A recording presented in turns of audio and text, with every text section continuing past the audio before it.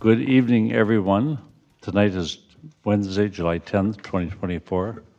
It is 6:02 p.m. and I'd like to call to order the Columbus City Council meeting for tonight. Our first order of business will be the Pledge of Allegiance. Please join us.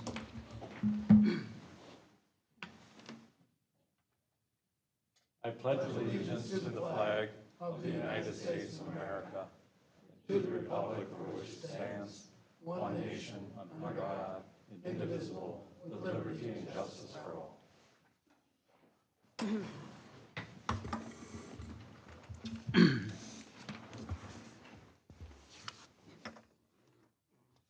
So our next item is the adoption of the agenda, pages 1 through 2.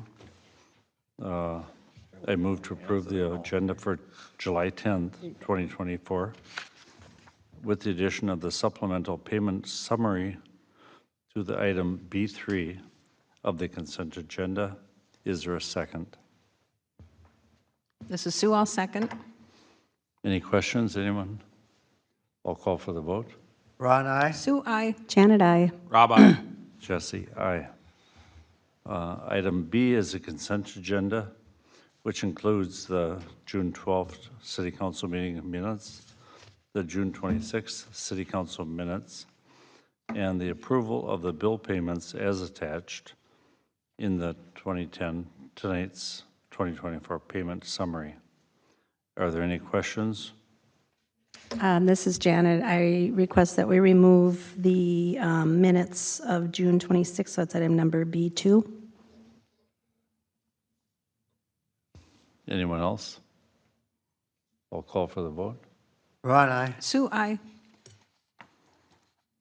Do you want me to add that I recommend that we approve the other two items? Sure. So I just said that. Okay. Is there a second? Second. All right. Now we can do the vote. I'll call for the vote. Ron, aye. Sue, aye. Janet, aye. Rob, aye. And Jesse, aye. Public open forum. Is there anyone who would like to speak? Please come forward. Pull that microphone about 1 inch from your mouth so we can hear it all and record it good. My name is Derek Lind, and I'm from Ramsey. Can I approach and give you a handout real quick? All right. Have a chair or hand us what you're giving and then have a chair. Okay. Thank you. Okay.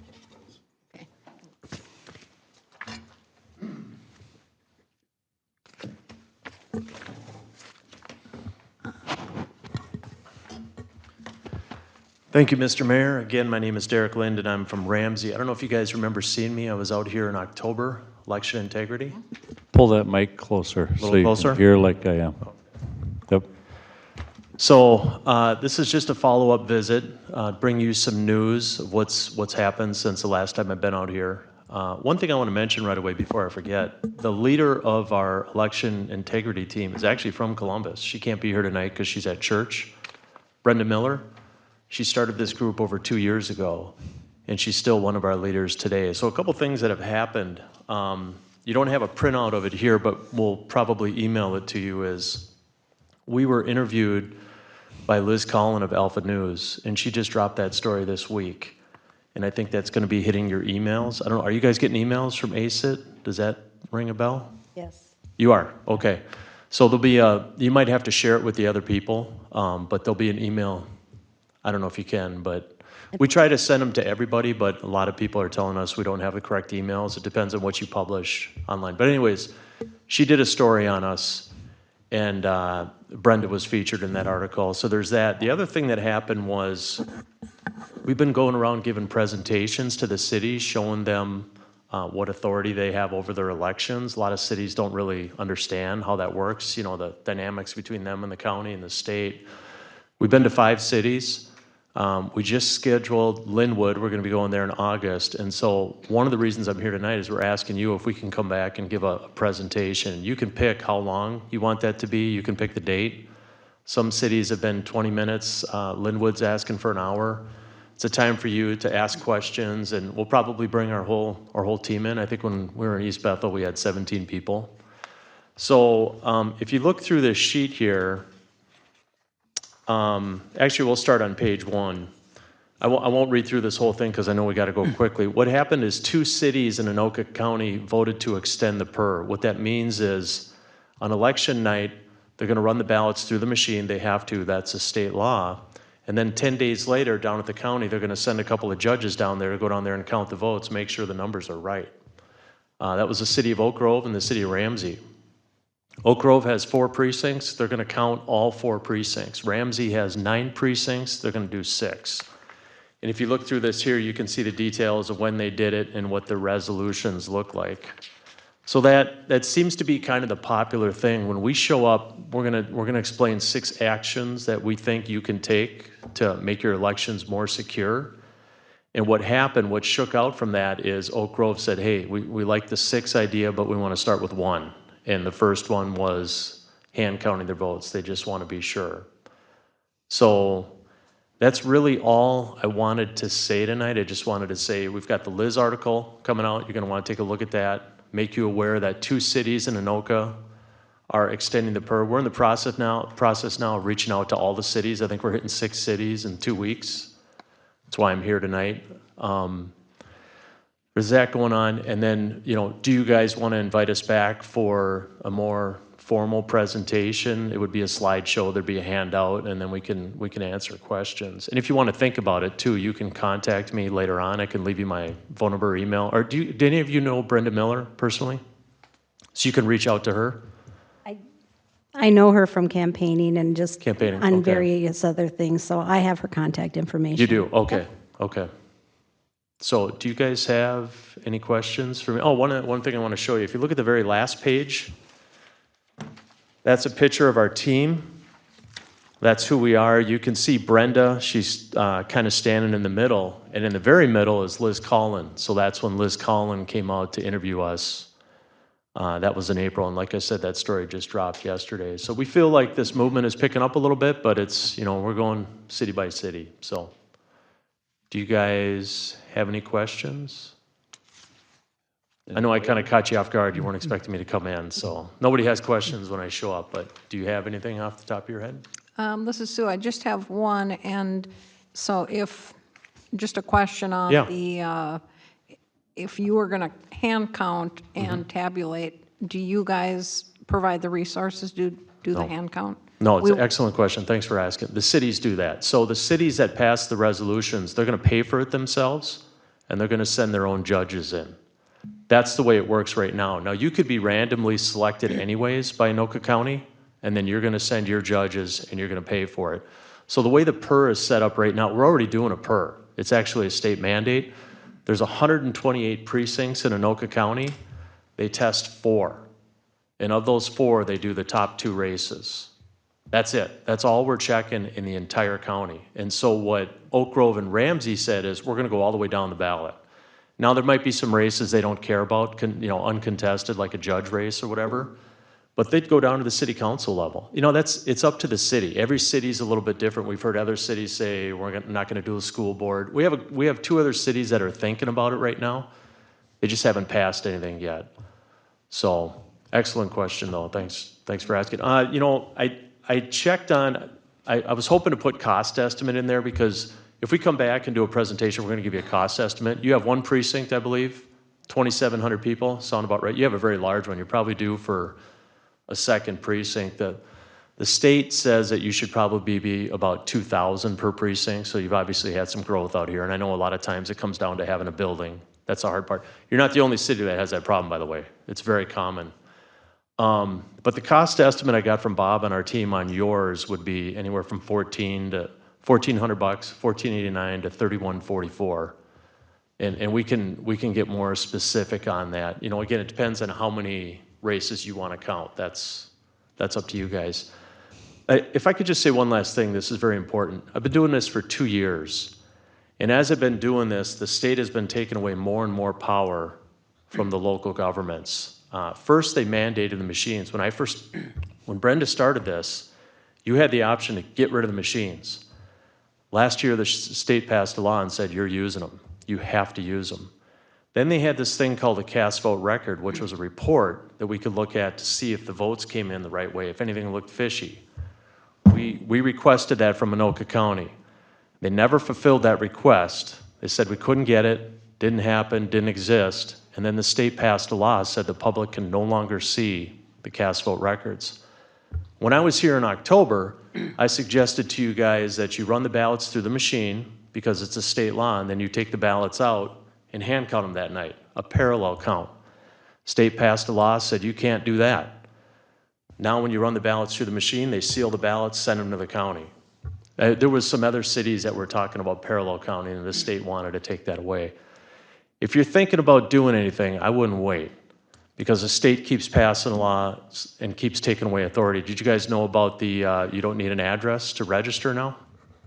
Probably not going to be a problem out here in Columbus, but in downtown Minneapolis, that's a very big deal. So now you don't even need an address to register to vote. So we've had a lot of bad laws passed. Of course, our team thinks the solution is for the power to come back to the cities. I think you guys should run your elections. You know the town, you know the people, and that's how it should be done, but I don't want to get too much into my opinion. Any other questions? Yes. Yes, sir. Last year, or 2 years ago in the election, I know that Oak Grove was one of the cities that elected to do a hand count. Were you able to compare the accuracy of the hand count with the machine count? It was. Based on that historical evidence? Great question, thanks for asking. I don't know that specifically, but what they tell us at the county is they've never failed. So we did have a school board race. I don't know if you guys are familiar with the Zach Arco school board race. It was settled by 13 votes. So they had to do a hand count, and in that hand count, the totals moved. The machine had made a mistake. So somebody had written in Zach Arco and also checked the box. It's called an overvote because they voted twice. So the machine rejected it, didn't count it, and in that case, the machine was off by 1. But what the county says is that every time they do this post-election review, the machines are never wrong. They say every time they test the machines, there's never a problem. So that's the county's position. So I would assume that's what happened in Oak Grove. Of course, our position is how do we know that there's not going to be a problem next time? The only way to know for sure is hand count. Once you stick that ballot in the machine, you don't know what's going on. It's up to you. So good question. Thank you. So this is Janet. When you're proposing this hand count, are they doing it twice so that you make sure that the hand count is accurate, or how are you deciding what's the right number? State dictates how you do that. They have a piling system. I'm not an expert on that, but Bob is. So they tell you specifically how you do it. Generally, you have a Democrat judge and a Republican judge, and they sit there and they count together. I think the Zach Arco race is probably a good way to answer that question. I don't have that information here with me now, but basically you had 2 judges and 2 hand counters, and they didn't have to go through that many ballots. I've done tests or hand count practice sessions. It's not that hard. The problem is you got to comply with the state laws. Like I offered to be a hand counter for Ramsey where I lived, but I'm not a judge. You got to be certified for all that. So basically you have a Republican and a Democrat, you're both looking at the same ballot, you're both counting at the same time. And once you get to 25, you got to have the same score, otherwise you go back and recount it again. I think it's accurate. There's a narrative out there that it's not accurate. If you could look at the first page again, you can see a couple of quotes there from Weston Rolfe. He said, nobody can confirm that the voting machines counted the ballots correctly on election day. It's important to me as your mayor that your vote counted. Then Deb Musgrove, she's a councilwoman from Ramsey. She was instrumental in getting this done in Ramsey. She said, we double check everything in our society. Why wouldn't we double check our votes? Why would we stick them in a machine and walk out the door and say, there's the totals?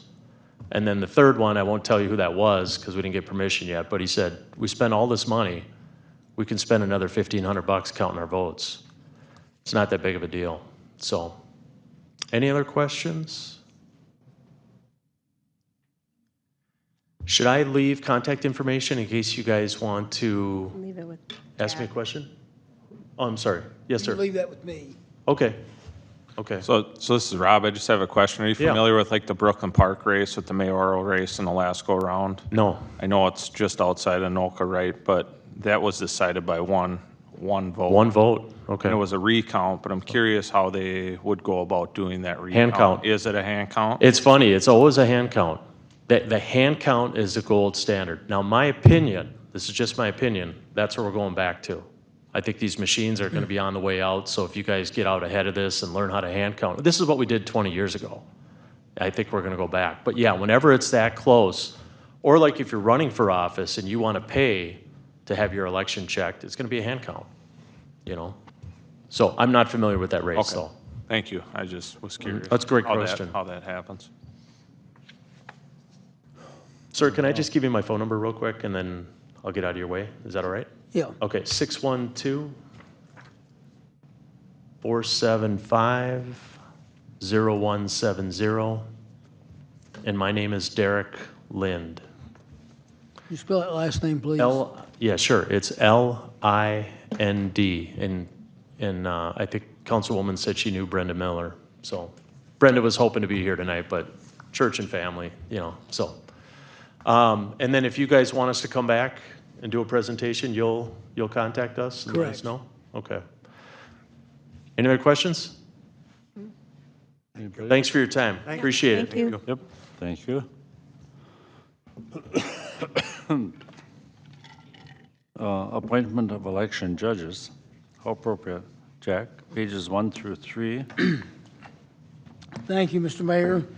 Voting for the state primary election will be held at the Columbus City Hall on August 13th, 2024. Pursuant to Minnesota Statutes, Section 204B.21, election judges for the precinct in the city of Columbus must be appointed by the city council for this election. Persons selected to serve must meet all the requirements of the statute and county administrative policy and have been trained and certified pursuant to law.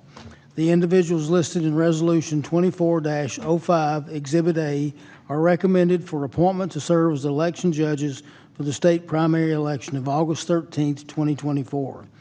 In the event circumstances require judges to be appointed in addition to the persons named in the resolution, the city clerk is authorized to appoint replacement judges as necessary, provided the persons appointed meet all the requirements of the state statute and administrative policy.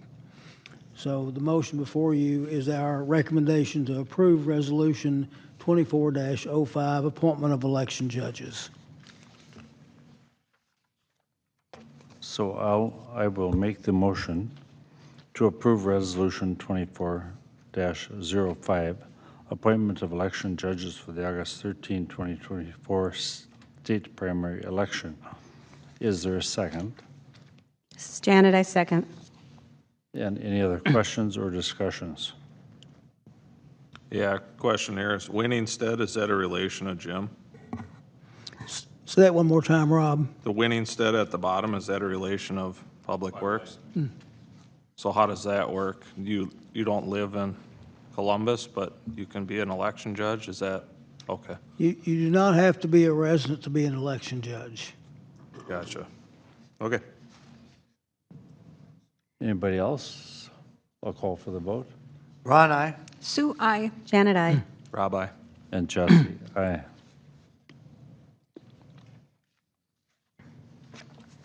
Item number 3, this is back to you, Jack. The assistant city administrator pay scale, page 4 of our packet. The Personnel Committee met on July 2nd, 2024, and received the job scoring report for the city administrator position. The scoring was done by the city administrator and finance director. The Minnesota Pay Equity and Job Description Report was used as the basis for assignment of points to this section. This report is the basis for most pay scale in the metro cities and is used as a consistency factor in pay for similar job descriptions. Comparing the job description for the assistant city administrator position with the equivalent pay equity category, this position rated a score of 330 points on our scale. This point rating on the city's pay scale and job category matrix ranks in the salary range of $83,158 to $107,203.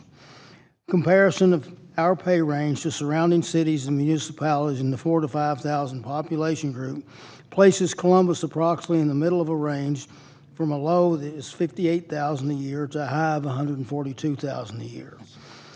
Salary and benefit expenses for this job are provided in the 2024 city budget. Pay for this position aligns with the current salary scales of the Public Works and Finance Director, and there would be no changes in existing staff positions with this hire. Staff is recommending approval of this pay scale determination by the Personnel Committee. Right, everybody, what do we think? Sue, you're on the personnel. As part of the Personnel Committee, we did a lot of research on this. We've been working on this position for a long time, and it's a pretty robust, I guess I would say, job description. The expectations are high, and we're looking for somebody who can, I mean, the assistant administrator can fill in for the city administrator when they're out. So those are high expectations, and that is the reason why it scored high, and I'm in agreement of the range. The range of 83 to 107. Yep. Janet? I agree with everything that Sue said. I think the other thing to mention is that although you can never predict for sure succession planning, the idea is that this person is a second in command, and depending on their skills and how long they've been in there and what happens in the future, I mean, we would be in a position for the first time in 20-some years that we don't have all of our eggs in one basket. This person will basically have very similar responsibilities to the city administrator. So I think I do think it warrants this salary range. The other thing I wanted to mention, because I asked the question about how much we had in the budget that we already had allocated towards this position, which has gone through many iterations, as Sue mentioned. It's been referred to as an administrative director, an assistant two, and so we spent a lot of time really trying to get this right and really trying to make sure that the way the job is defined is what Columbus and the Personnel Committee would want. The combined total of what we had for this position and for the public information coordinator position, which is now part of this person's job, was $126,000. So we have budgeted $126,000 for salary, and so that more than covers this range that we came up with. Rob, anything? Yeah, question on that. So what were we paying Connor for his public communications, or what are we currently paying him for His duties? salary was approximately $62,000 a year. Okay.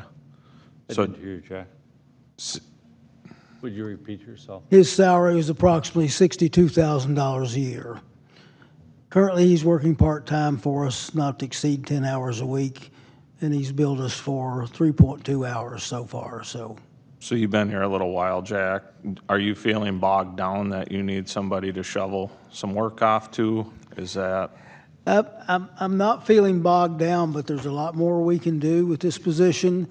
And I think what Janet brought up too about having some type of succession, at least a plan B, is good for any city. A lot of places do this. So in the event that the city administrator leaves, retires, gets run over by a bus, then you have somebody that can immediately step in and fulfill that position without having to go through all the lead time and the learning curve that's associated with things going on here. A lot of things that are listed in that too are going to enable us to offer more and pursue more of these things that we're doing in terms of what the goals of the council are, help out with economic development, marketing, and I think it would be a very worthwhile position to have. They'll also be able to do a multitude of things too. I think they'll be able to help out in the planning department. So that's one thing that we're looking for a little help into, and working with certain things on ordinances that we'd like to redo. So I think this would be a very, very valuable position to have. Would you feel like that, like you'd mentioned the planning side of it, do you think that'd be able to free up Dean from being on contract then and slide this person in to do that role? I think it would help quite a bit. Save money. I still think Dean's a very valuable resource to us in cases. Depending on the qualifications of this person, if they have a strong planning background, they'll be able to do some things that Dean hasn't done. So I think,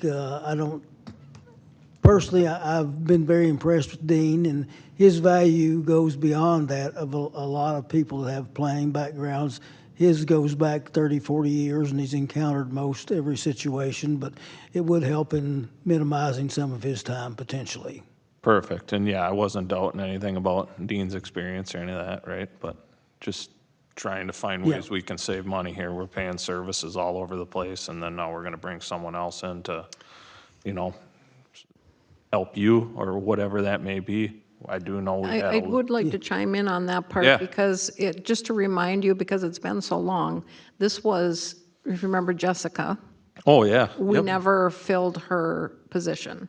So this is kind of, we changed the description and changed the role, but we've been down that resource, for over a year. Yeah. So it's not like we're adding a position because that position was. Right, correct. And I think, and I think Sue's exactly correct, it's not like you're adding a position, you're just filling something that there's been vacancies on. This person's going to be really a jack of all Excuse me, trades. Jack, would you pull your mic up? I can't hear a word you're saying. This person's going to be a jack of all trades. He's going to be able to fill in a lot of places, he or she, in what we're trying to get done, and it's going to enable us to get it done quicker and hopefully better. This is Janet. I just want to chime in with one more thing too. So this person is also going to be supervising the administrative staff. So that does, lessen the load for Jack. I think it's also a really good thing for the staff.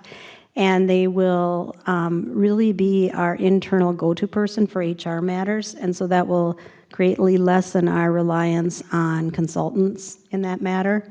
And ideally, it will be somebody who can keep things up to date, our policies, our procedures, our handbooks, all of those sorts of things. Sure. So I think, again, we've never had that. And so it's, we've had a lot of catching up to do, and ideally this person then can take the ball and run with what's left on the list, which is partly what we have to talk about next. Sure. Are we gonna talk about that before we vote on this? No, she was talking about the summary of findings. Yep. Yep. No, we were going to finish this one first and then talk about that. Okay. And if you look at it this way too, if Connor were still with us, that would be anywhere from 60 to 70% of the salary of this position. So we're getting that work done from Connor's behalf. And then what we had budgeted, there'll be another amount to account for that difference in the balance. So it's like we're filling the position, and we're going to be able to attract, I think, some very good candidates. And it's filling the position and only spending like about $30,000 if you want to figure it that way. Sure, and this would probably be directed at the Personnel Committee. So essentially, we're merging what Connor and Jessica were together, and we're really eliminating a position, right? Because it's a joint position? It's true. Okay. And- I just want that out there clear for the public that we're not creating a hand holder for another person. You know what I mean? Like, I'm very big on you hire someone for a job, you expect them to do the job. If they don't do the job, let's get rid of them and get something else, right? Not somebody to watch over them. So the HR thing makes sense, right? And we had to bring in Ellen because we didn't have that internal resource, and there were a lot of things that we need to do. And again, the thing that we're going to talk about is our prioritizing those. So they're not all going to get done this year. They're not all going to get done necessarily by this person. But ideally, Ellen would fill more of a role where, when you need to have special surveys done or special guidance on specific things, but the day-to-day HR matters would be handled by this person. okay. And keeping everything up to date. Thank you. Thanks for your work on it, too. You're welcome. Jack, may I ask you? Is there enough work for this person? Absolutely. And we see it's a combination of things that didn't get done. I could list you 4 people, but I won't because I'm gracious. But if we, so it's kind of cost neutral. I mean, the money's in the budget. The people who were here are not. But if we find a person who's able to supply the city assistance for what you need, and if we're able to, if they're able to start and then work their way up, so that in 10 years from now, if you're done with Columbus, you can feel free that there's somebody who understands what's going on and knows how to implement it. Are these points, am I reasonable or not? No, We want to do the right thing. You know, I'm tighter than I'm the cheapest guy you know. But the work is there to be done, and it has to be done, and it's going to increase. So am I thinking in the right way? No, I think you're exactly on the right track with that train of thought, Jesse. Is like you say, there's a lot of things that we want to get done that we just don't have the capacity to do in a timely manner. The workload is not going to decrease, it's going to increase. And I think this staffing position will satisfy our needs for the near future. And it's not like we're going to be recommending hiring a new staff person every year.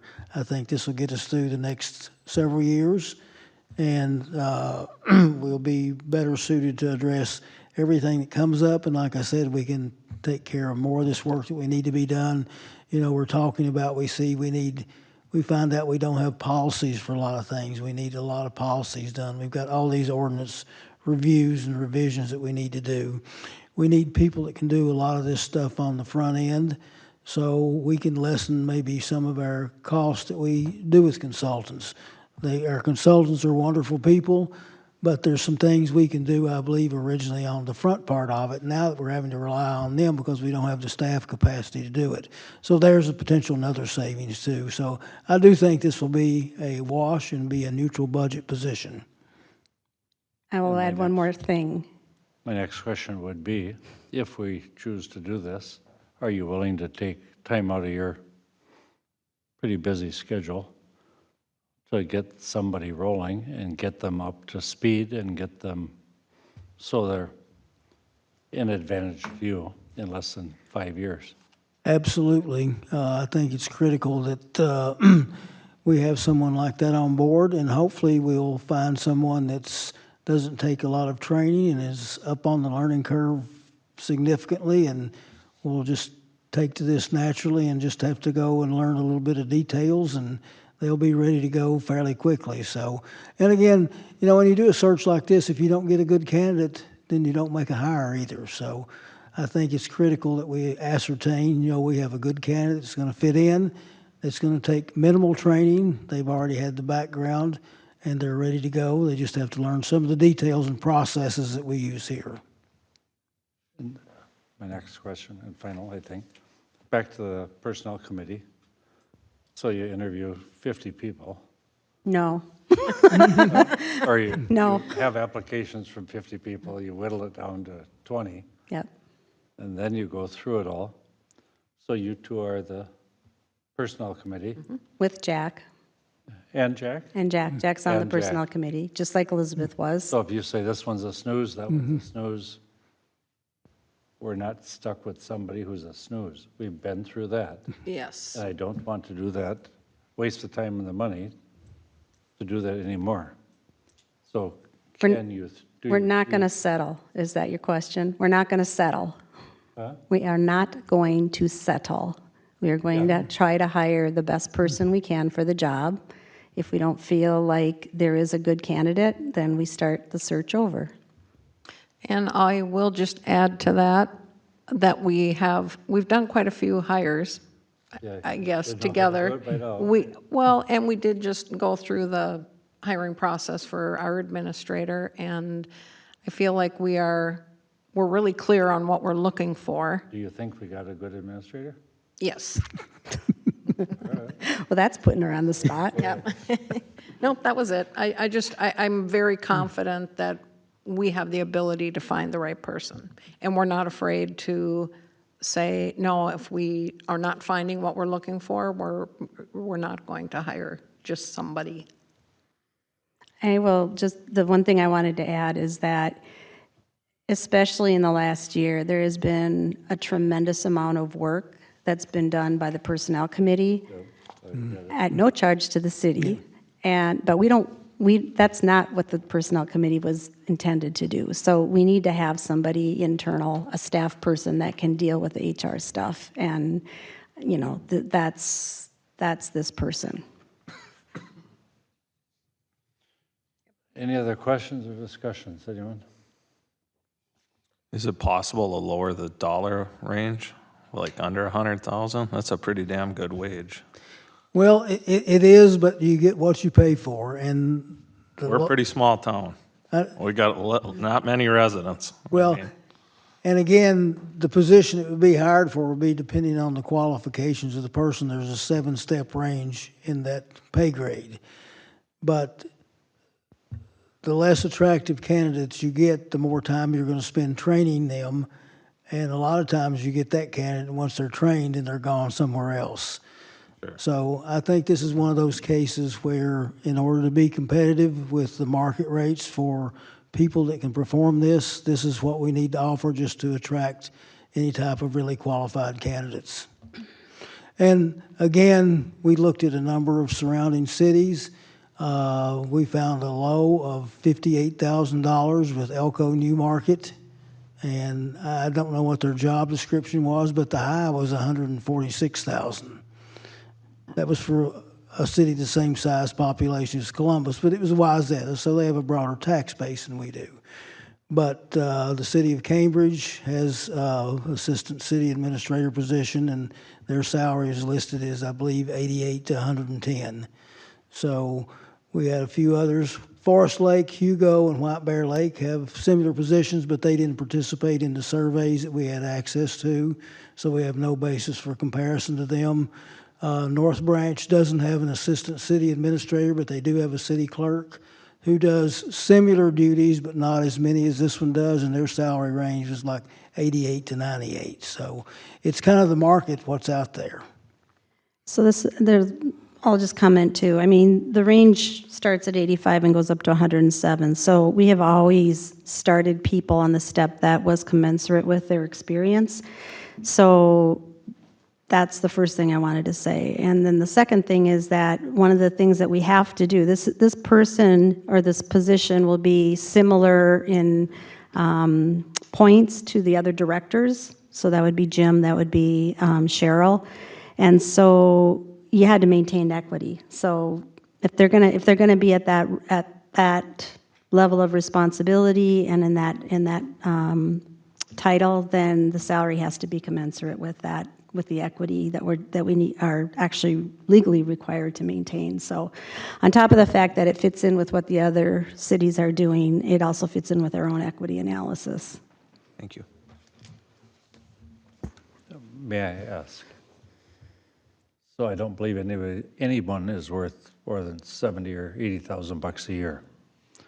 So we're starting at 83, whatever, up to 107, 108, basically. So I agree with Rob. Is there anything we can do to, so you show up and you're 18 years old and you get a job as the assistant?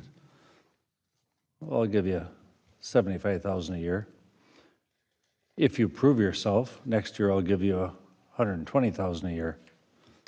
Is there anything we can do instead of just hiring them because they showed up for the job? What do we do to get our money's worth out of them? The first year is basically training.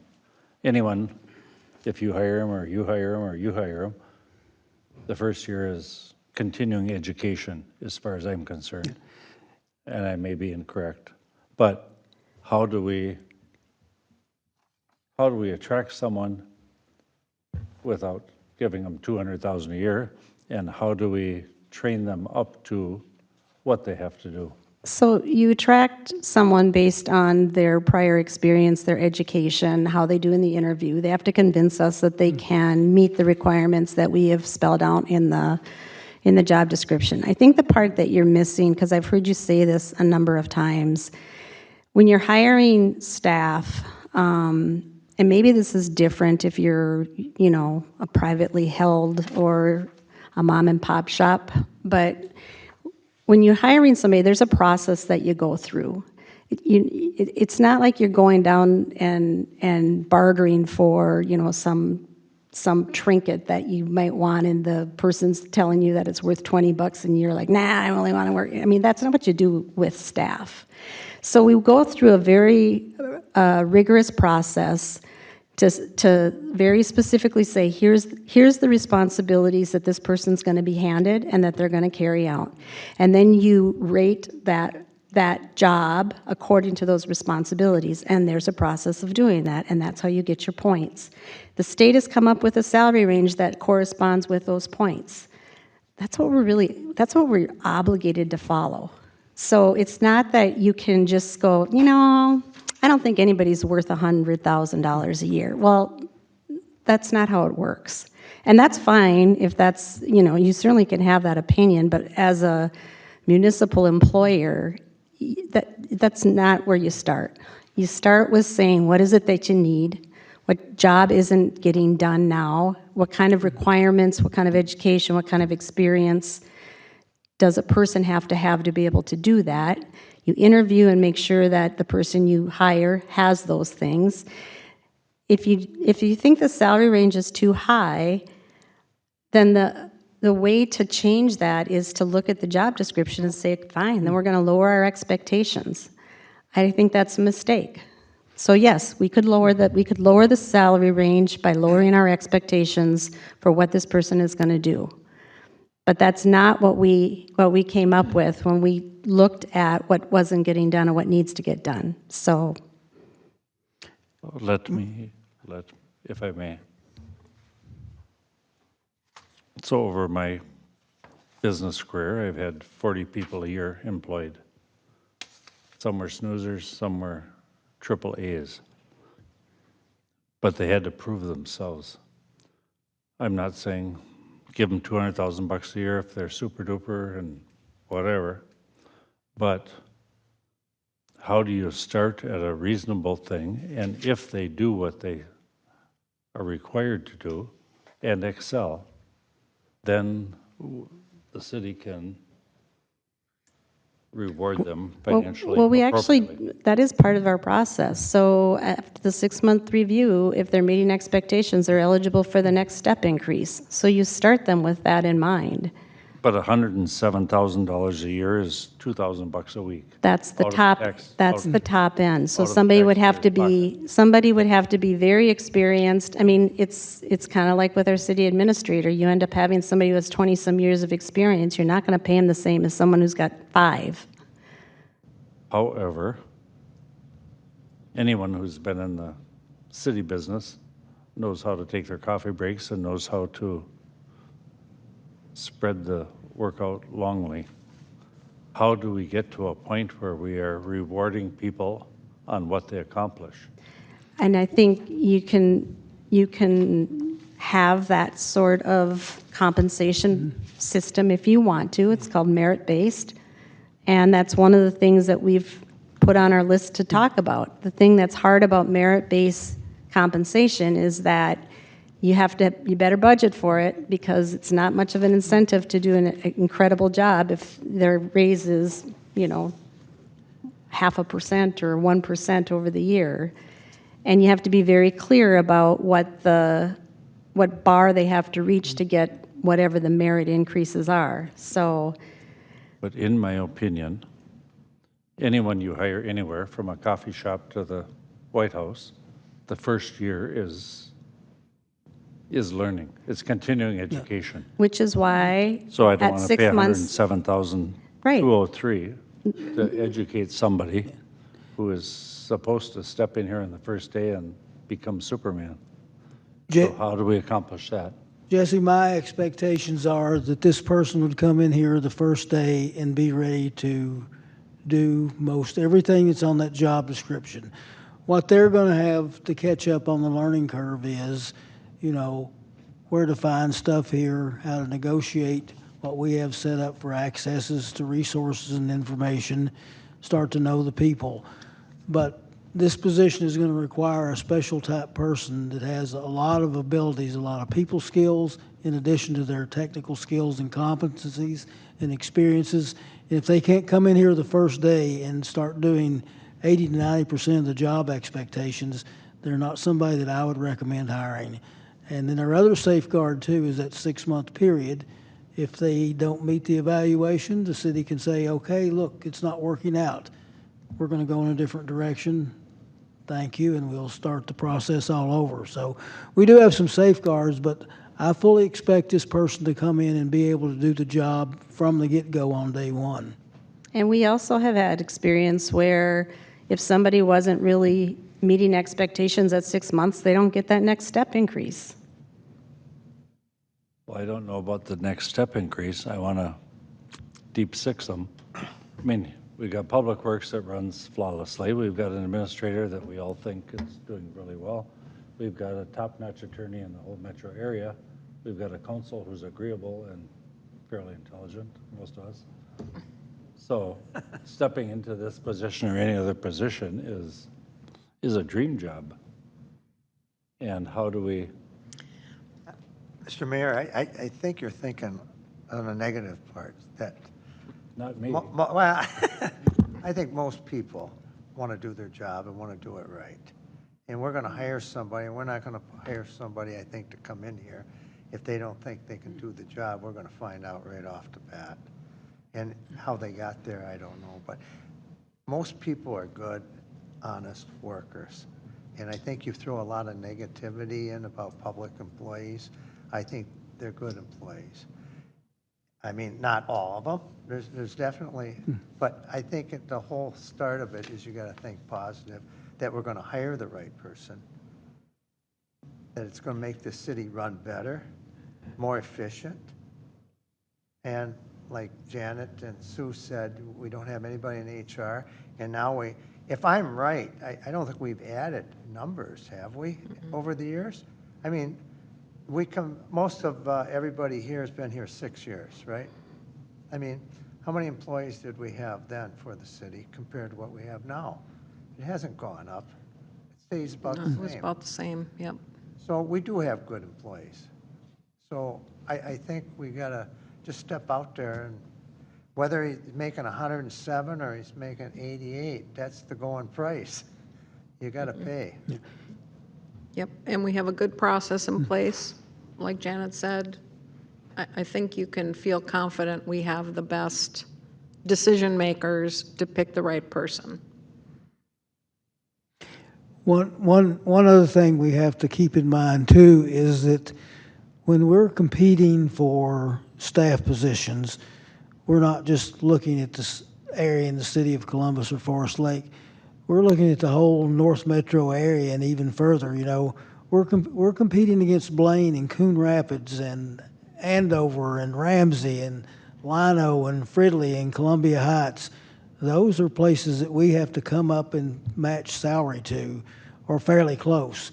We don't have to be at the top of the scale, but we're not going to be able to attract the kind of people we want if we're at the bottom of the scale.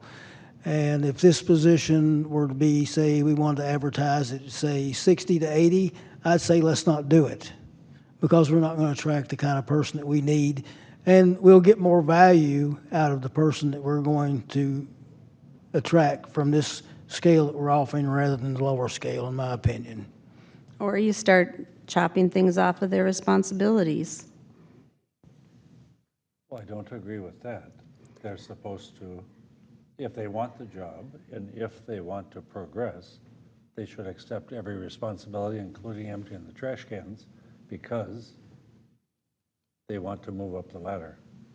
And it only takes 5 minutes a day to empty the trash cans. So And also, I just heard, just today, through gossip, that Lino put a moratorium on all building because of the Moss deal. So here's a half a dozen other projects that are ixnayed because they're on hold for a year. So that stops all of their development and all of their progress. And we don't want to be that. We want to encourage business, encourage progress, encourage whatever. But how do you get, everybody can apply. I can apply for this, and I can ask for 100. We wouldn't hire you, sorry. We do have requirements, and we have it's a College pretty long education. list of requirements. So, I mean, anybody can apply, but we're going to look at their resume, and if they don't qualify, then they don't get interviewed. Well, that's a So. big job for you guys. Yep. But we're up for the task. We've had plenty of practice. So anyway, taking your advice under consideration and the committee, are we ready for a vote? I am. Just one more quick question. So Jack, you mentioned with those two jobs combined between Connor and then what was Jessica's position, it is a $30,000 ad? No, it's a $30,000 decrease in the Okay. two together. Thank you. So I can make the motion. I move to approve a salary range for the Assistant City Administrator position of $83,158 to $107,203 as presented in item C.3 of the July 10th, 2024 City Council packet with the hiring step scale depending on qualifications of the offered applicant. So this is Janet, I second. So we have a motion and a second. Are there any other questions or discussions? So I've got another one, sorry. But it's only 7 o'clock. So how do we get from 83,000? You walk in, you're 19 years old, you got a degree, you got everything and whatever. Well, they won't have a degree at 19 unless they're Yeah, some sort or of 6 years of genius. experience unless they started at 12 But or, how do we start at 83 and end up at 107 if they turn out to be superman in 1 year or two? That's what I'm saying. You look at what the requirements are, you look at what their experience is, and you choose the salary that's appropriate to the experience. Okay, I can't give you any better answer than that because there's a million different permutations of how that could play out. right, and then they can, every time they have a performance evaluation, they can go up a step and get to that top of the or scale. go down a step. So my point is, can we interview Jack, the boss, and them once a month to see? I mean, we've been through 6 people, and I can name them, who didn't deserve their job, and then we all paid them, and they were snoozers, and eventually they left. So how do we get away from that in the business world? If they're not doing their job, out the door. So I'll tell you how you get away from that. The reason that, and there wasn't 6, because I know who they are too, the reason that happens is because you didn't have a person on staff that had HR policies to let them move forward with disciplinary action. We had no policy that described that. So, and we had nobody who was willing to do that. So that is not the case anymore. And that is what we're moving forward with in updating our manual. And that's how things like what you're describing get handled.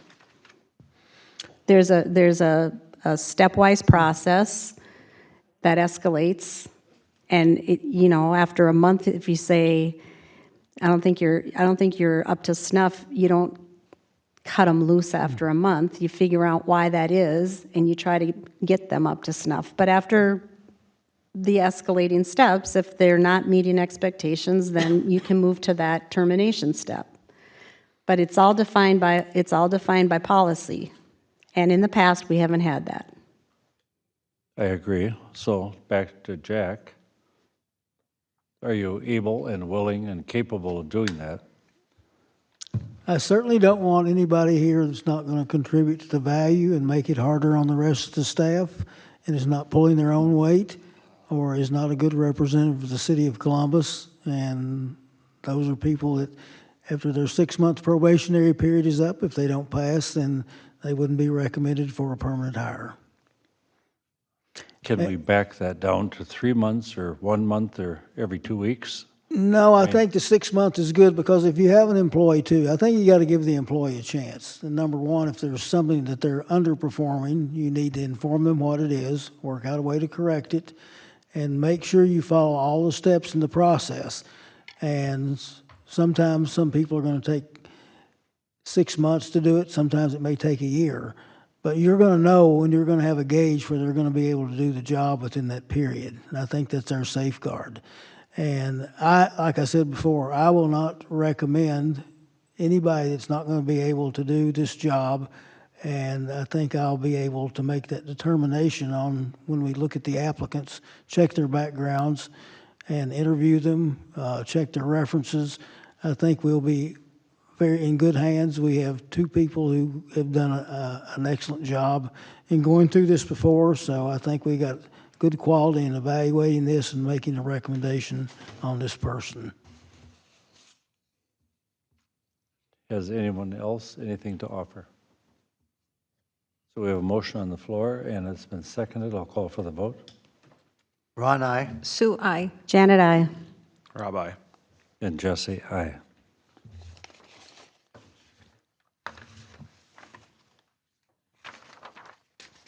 So get ready. We expect miracles, Jack.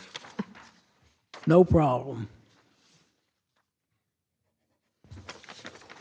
On to item number 4. Workshop meeting date change, page 5. Jack, would you like to talk to us, please? The regular city council workshop meeting is scheduled for Tuesday, August 6, 2024 at 5:30 p.m. at the Columbus City Hall. This date conflicts with the Night to Unite program, which is annually scheduled for the first Tuesday of August. City council may want to reschedule the workshop meeting to having both of these events on the same date.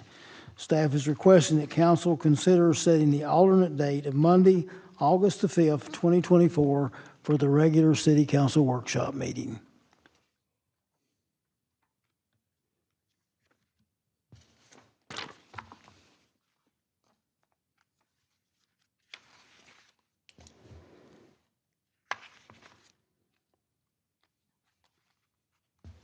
Did you make the motion, or do you want us to make the motion? No, we're recommending we reschedule it, so I think there's a motion that. Yep.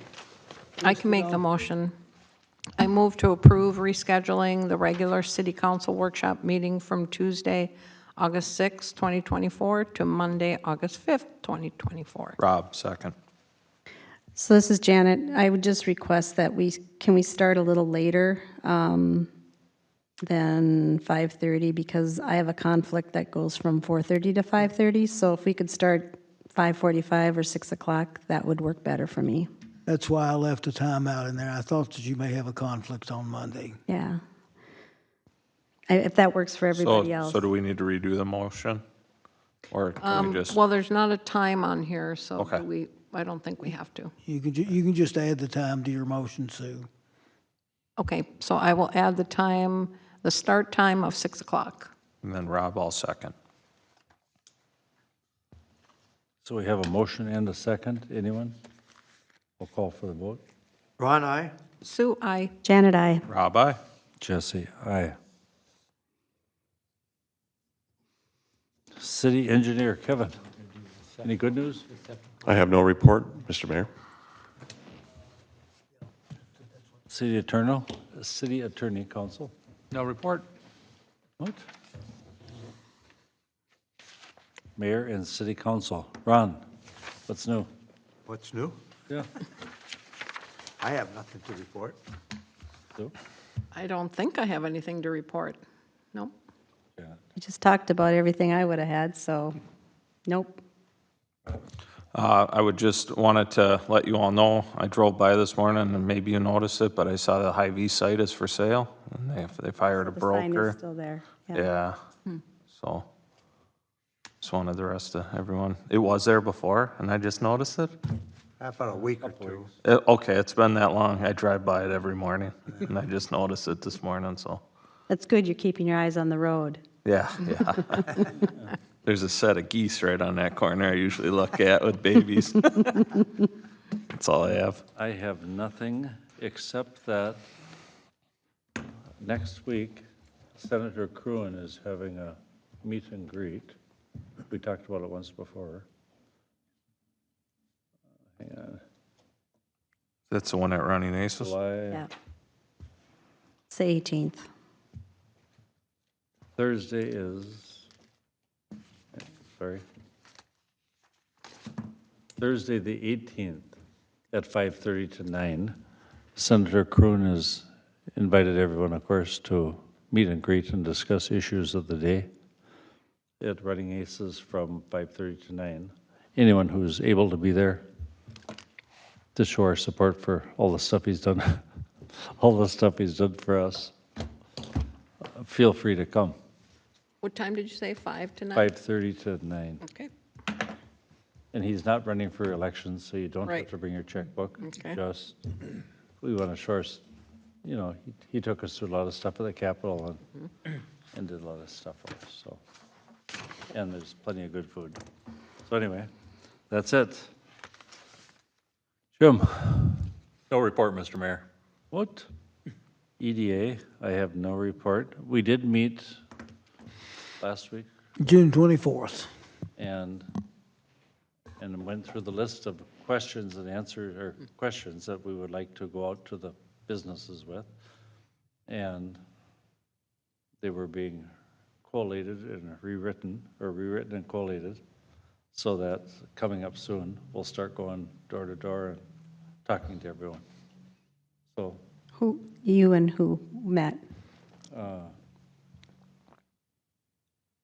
what's her name was gone to Montana. Yeah, Judy Hontosh and Karen Fleming. Okay. Karen was there, Judy was gone to Montana, and they were gonna work together to put it all together and get it back to us. okay, thank you. So, Mayor, question on that. Will we be passing those out as like a group again, going business to business? Just kind of divvy out who's going to hand deliver them, or No, I think they were going to do that, those two? those Okay. two, who were both on the EDA, Okay, and I got roped into it too. So anyway, we'll make appointments, go talk to Sure. everybody and see what they, if you all need their it, feelings about if you need extra Columbus and what assistance, we I'd be willing to do it too. And I'm sure anybody else can, if you want to take a Go for it. packet with you. Meet your friends and neighbors. City Administrator, Jack. The only thing I have is that when Jessica Slavic was here last meeting, she mentioned that if council had any interest in participating in the ALICE training, to let her know, and I think there was some interest that was indicated. So if we can kind of think about some times that we might do that, I would say it would probably be done, they would probably prefer it to do during the day. But if you can all give me some time, say toward the end of August, 1st of September, that'll give them time to coordinate it. We can see what they can come up with. And if anybody doesn't know, I was curious, what does the acronym ALICE stand for? And I've lost my definition of what it was, but I believe it stands for alert, lockdown, inform, counter, and evacuate. And it's more like an active shooter hostage situation. I've been through one before, and it was very, very informative. It was very good. So if we can schedule that, I think it'd be highly beneficial to all of us. So, Agree. or I can reach out to, I think it's Deputy Madsen that would be doing the training, reach out to him first. Let me do that. Let's do it that way. See what he has available for schedules, and then I can send it out to everybody, and we can go from there. Sounds Yeah, good. sounds good. Ron going to be involved in the training? Nobody got a vest. Yeah, If you want to wear it. Personnel Committee, it would. Sue Wegman, motion to be determined. So what we're going to do is we're picking up where we left off on our workshop from a couple weeks ago, and it is the summary of findings on the report that Ellen did, where she interviewed staff and council members and board members. We had a list of, we went through the first section of the list, and I'm just going to get my... Does anybody want me to repeat the purpose of this, or do you remember what we were talking about a couple weeks ago? No, I'm good. You're good, okay. Anyone else? So what you have in front of you, I had Jack make copies, so I had mentioned at our last meeting that you didn't have to give me what you had scored, but if you had, I did receive some. So I received, Janet sent me hers, Ron sent me his, Ellen gave me what the staff rated all of them. So what I did is I just compiled those and I put them in here, what the majority of each of them was. And then I put, so we would start with number 18 under the section of council. So for example, the first one, number 18 is have new council members receive training through League of Minnesota Cities. So I put an X in the high because 3 of those 4 people rated it high and 1 rated it low. So but I didn't have Rob or Jesse. So if you have a different opinion than that of high, then we can talk about it. I filled it out, I just didn't send it to you. Did you bring it? No, but Yeah, and similar as we were going through it, so now we're at that point, but I don't have my other one, but that would be a low to high, or a low to medium for me. As Okay. far as, I'll go for medium on that. So we had 3 highs and 1 low. I mean, we could make it a medium or leave it as a high. I guess I would say I would tend to want to leave it as a high, only because that was my opinion, because I rated it a high. But there is very little cost, and I think it's really critical for new council members to have that training, to have a good understanding of what their role is. Oh, it really goes. Yes. And can you do that online now, or do you still have to go to the meetings? You can do it online. There's both. I think what they did online, Sue, during the pandemic is now in person again at the weekend deal. But then there's multiple other webinars I'll jump through. yeah, I think they just had theirs recently, a couple weeks ago, right? It was down in Rochester. Well, they have one in the summertime, but I think the one for the new council members, I think, is in February. Okay, yeah, I think that, the one I'm thinking, it was like a continuing education type deal. Yep. I have a question about the question. The way you say it here is, have new council members, are they required to do this? Or is that what we're saying? Are we gonna, how do you make them required to do it? I don't know that you can. That's a good question. Yeah, that's, Well, is that what we should change it to encourage them? Strongly encourage, very good point. Well, I looked at it and I thought, well, how are you gonna, they were elected by the public. They can do it if they want. I mean, that's the way I looked at it. But I mean, I wish they had it. Can I just weigh in on this? Because I won't weigh in on any others. This is really good for limiting the city's liability for, in particular, land use decisions, but all decision-making. We used to do something as the city attorney similar, but once the league started providing this, it wasn't necessary for us to duplicate that. But it's a good program. It's intended to reduce your exposure to liability, and I think it's something that you can't make anybody do anything other than show up here on a council night. But I think it's really a good idea. Okay, thank you. And the one other thing it really does too, especially for newly elected council members, it really goes over all the open meeting law requirements and explains that very thoroughly. And I haven't had seen anybody that's come out of that didn't have a good understanding of the open meeting law. And I think that's one of the critical components of this position when you're new. And even though it is online, I think most people get more out of it when they attend it in person.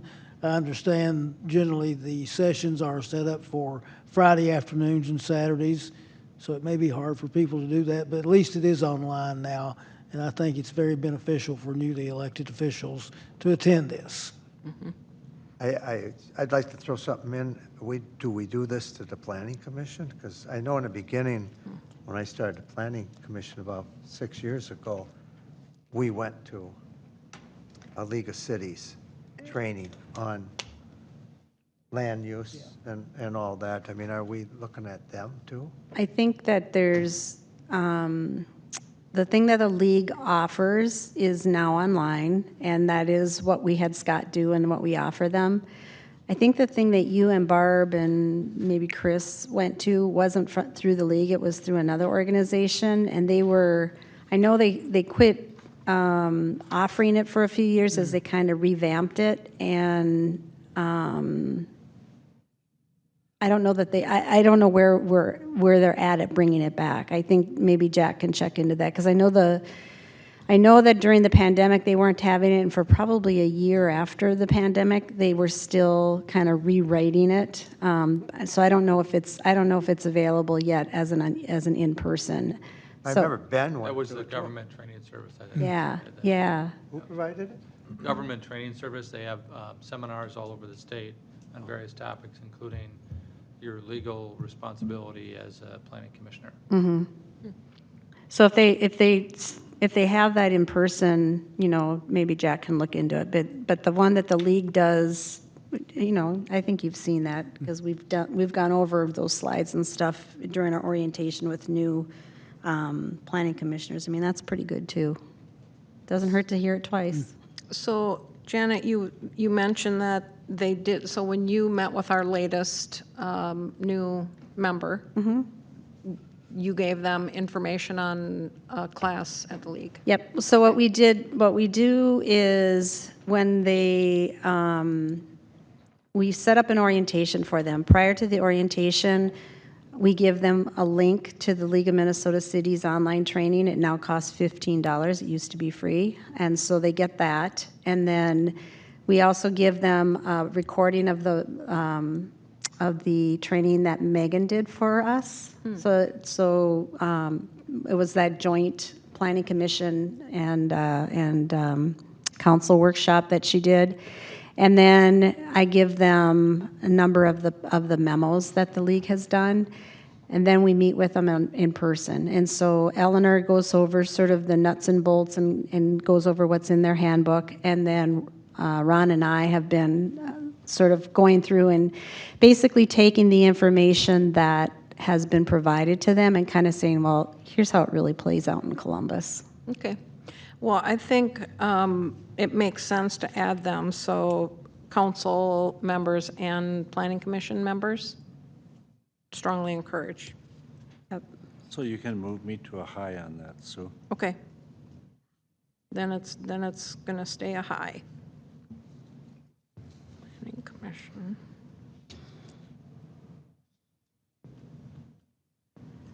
All right, thank you.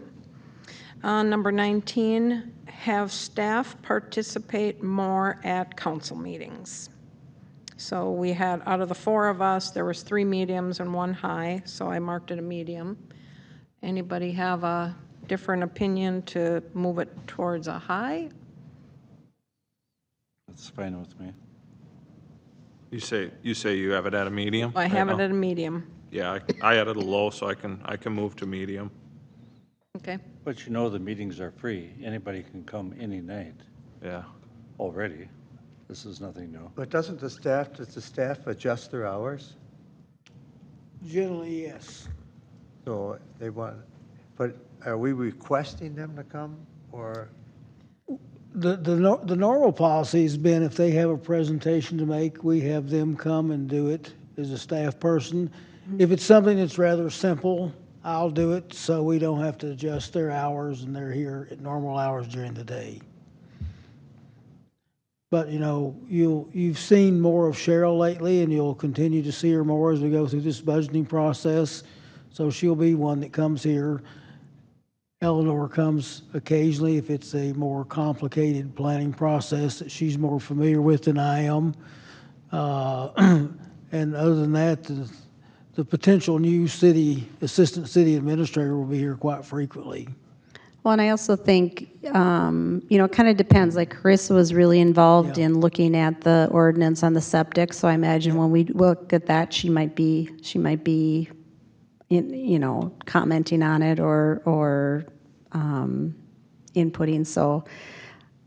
And that will be one of the items we will probably have on our August work meeting. So she will definitely be here since she's the staff person that was most involved with that. Yep. So since we're on that subject, is there possibly the availability to cut down, like maybe the amount of meetings Public Works has to come to, you know, because they're going to the park board, they're going to Public Works, and then having to be at all these council meetings. Is it possible to have, and tell me if I'm off track here, maybe we could free some of your nights up through the month I could think of 1,000 other things to do, no offense. and do like one Public Works report per month instead of 2, you know? But does that play into engineer? I'm just throwing it out there for conversation's sake. Well, I definitely feel like we should not encourage them to come more than they have to. Okay. Because, I mean, in my opinion, because it doesn't make sense to have them come if they have to adjust their schedule, if they don't have, if it's not a benefit to them or us. Okay. I think the intent behind this was that it's good for the staff to be able to speak on stuff that they're working on rather than having that be something that they write up. And we've seen that, you know, Sean has done something, it went to Elizabeth presented, we had questions, she didn't know.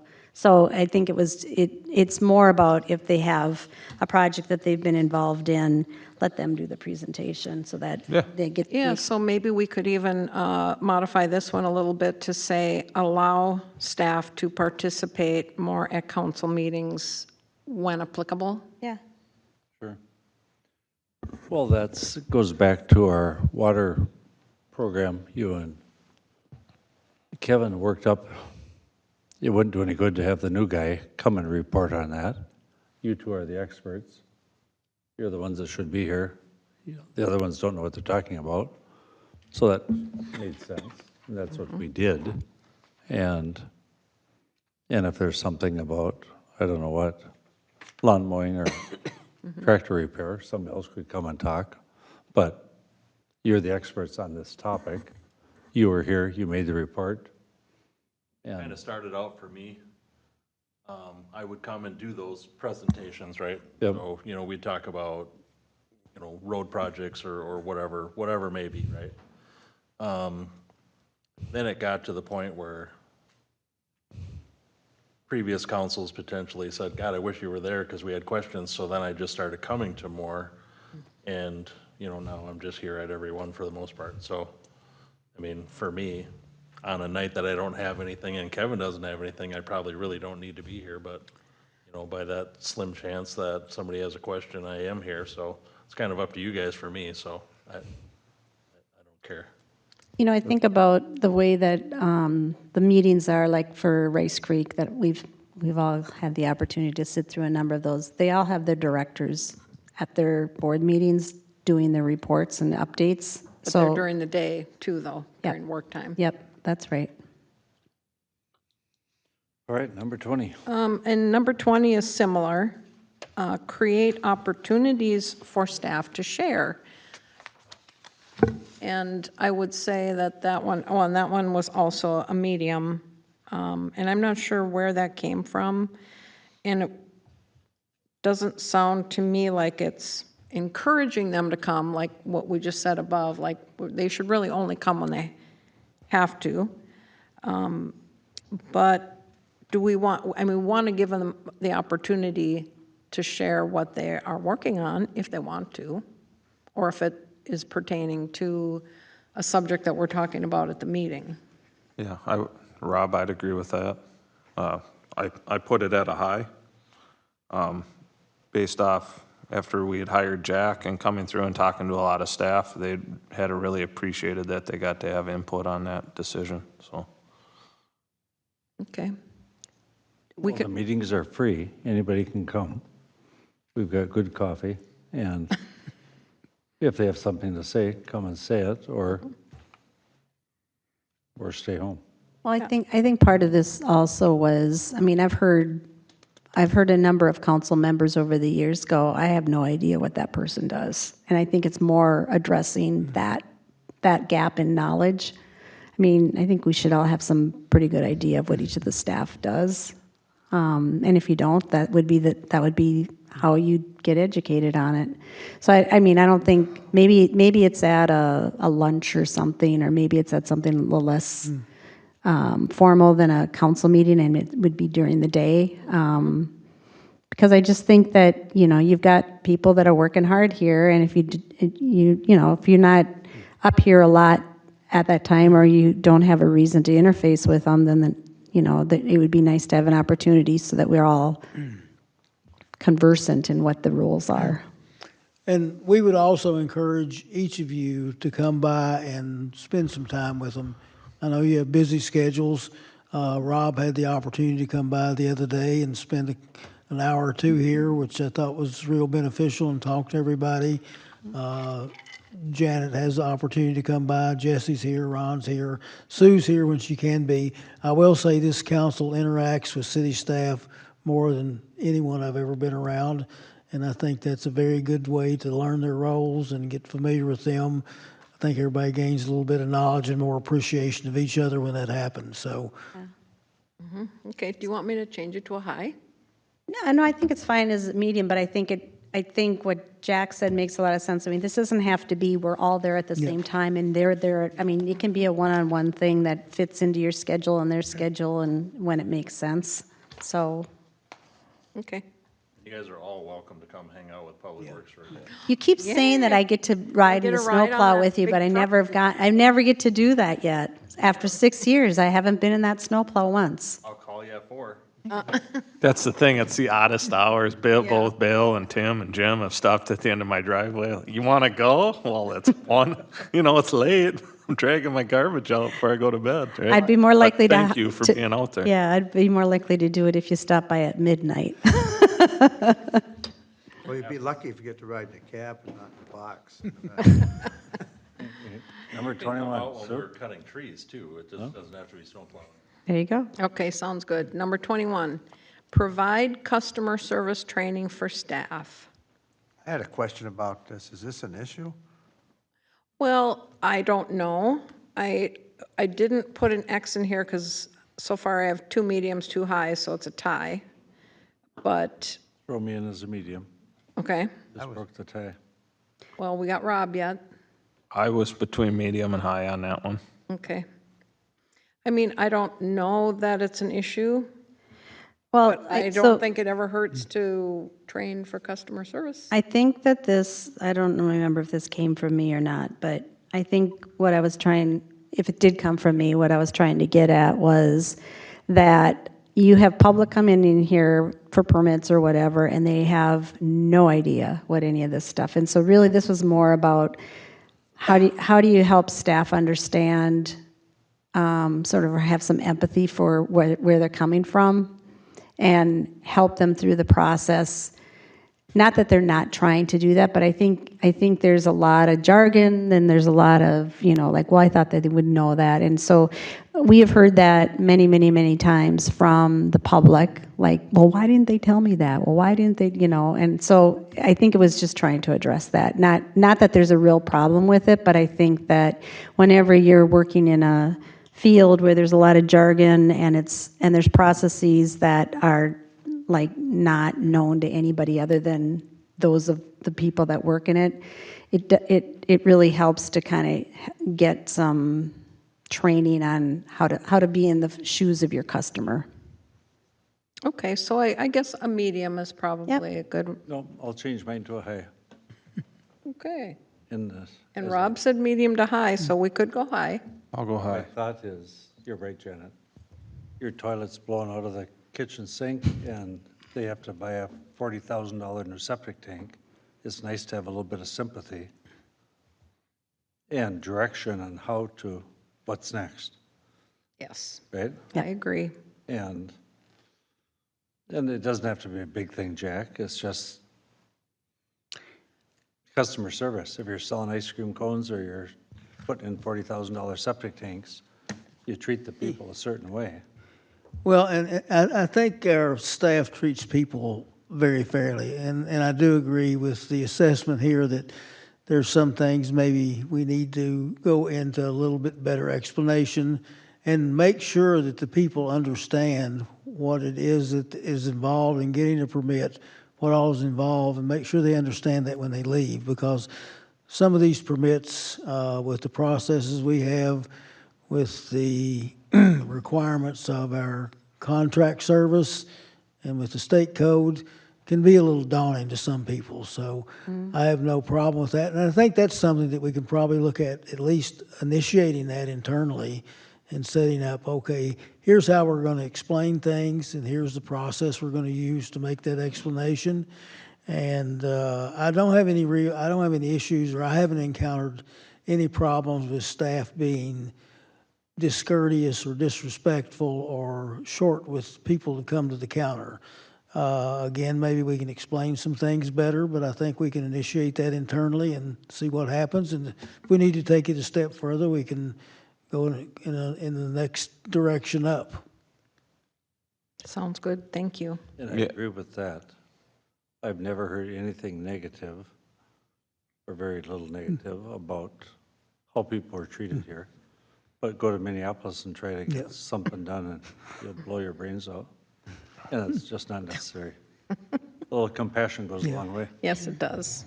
Okay, 22, establish a formal review process for the city administrator, including the setting of goals, which, and most people rated this high. I'm sure I rated it high.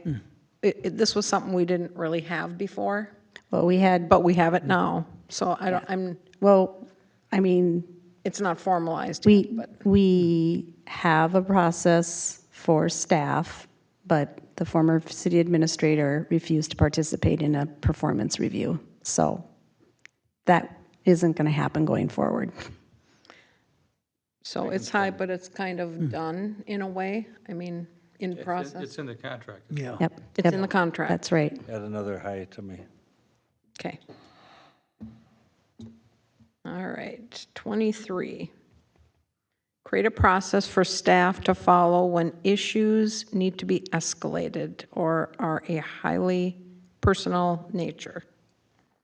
We'll put that as a What high. does that mean? Everybody rated it high. What it means is that if there's a problem in the workplace, and normally the process would be you'd go to your boss.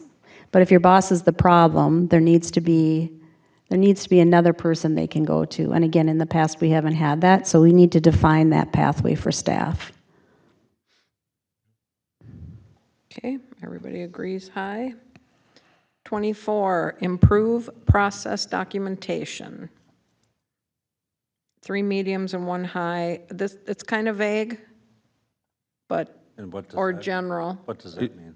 Is that in relation to like scanning documents in like we had been doing, or that I we're going to think be it's- starting doing with that system? I wonder if it's process in general, process documentation, improve like the process for getting a permit, the process for anything you need to do at the city, improve the documentation of those processes.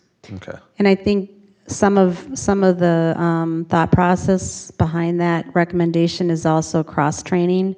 So if something's written down, it's a lot easier to have people sort of cover for one another. But mostly we have an oral tradition around here. And I think that's what we need to try to do better, get things written down. Yep, Yeah, like a Is that a standard high or- operating That was procedure. for- 3 mediums and 1 high. I'll go medium. Medium, okay. Then we'll leave it at medium. 25, update the employee handbook, 4 highs. Add another one. Okay. Yep. High.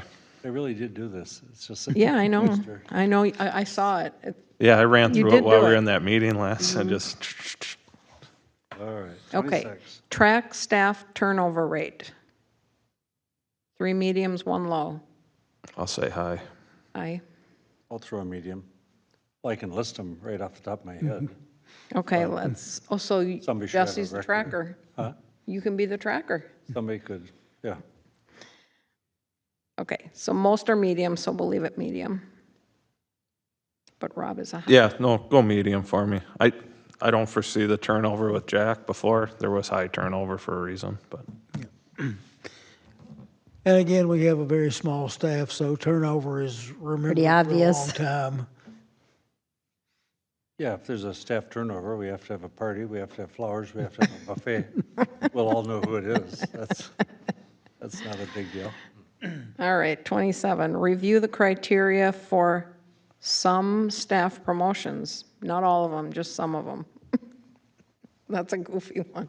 I put think that what on this there. is meant to say is that there's a promotional pathway for some positions and for others there isn't. So we create a promotional pathway when it's appropriate. Okay, I'll say one appropriate. I think it would be appropriate to strike the word some. I think you could just say staff positions, and those that are done are done.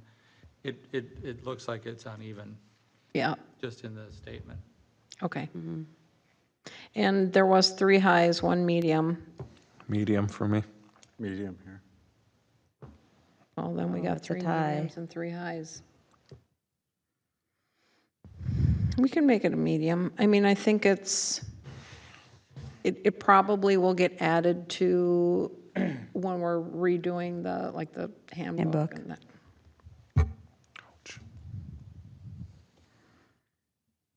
All right, and probably same with number 28, review salary administration process. No, I think what that might have been for me too, and I think what I was getting at is, do we want to continue with step increases? I mean, we have step increases, we have cost of living increases, we've heard some recommendation about merit increases, so I think it's worth looking at just sort of compensation in general and deciding what best fits the city. And it may be what we already have, but I think, we haven't actually talked or looked at that, so. I'll throw a high in there. Okay, so it was already 3 highs and 1 medium, so we'll leave it as a high. All right, now we're getting into the board members, commissioners, consultants, and business professional, their suggestions. Number 29, establish a documented onboarding process for various committees, including training expectations, calendaring, and timelines. There was 3 mediums and 1 high. We'll give it a high. You give it a Give it high. a medium. Well, you're just documenting. If you're going to join the park board, there's a meeting once a month. You got to be there from 5 to 9. You got to blah, blah, blah. Planning commission every other Wednesday. Yeah, and I think we have a process, it's just not documented, so like we had talked We have a about process before. for the planning commission. I don't think there is a process for park board. Okay, I don't remember. Anything. Just because both are about documenting everything, putting it in cement and having it for the next 50 years. So okay, all right, we'll leave that a medium. go for it. 30, tighten timelines for reviews and reporting out to relevant committees. What does that mean? Tighten timelines for reviews and reporting out to relevant committees.